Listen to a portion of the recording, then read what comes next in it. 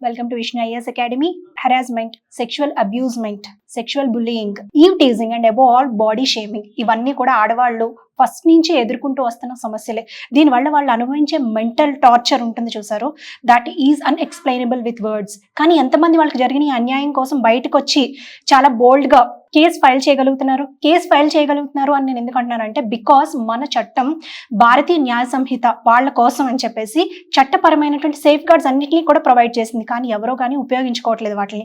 కానీ రీసెంట్ గా south Indian actors అయినటువంటి Honey Rose, very big business magnet అయినటువంటి బాబీ చెన్మోర్ మీద సెక్షువల్ హెరాస్మెంట్ కేసు బోల్డ్ గా ఫైల్ చేయగలిగారు.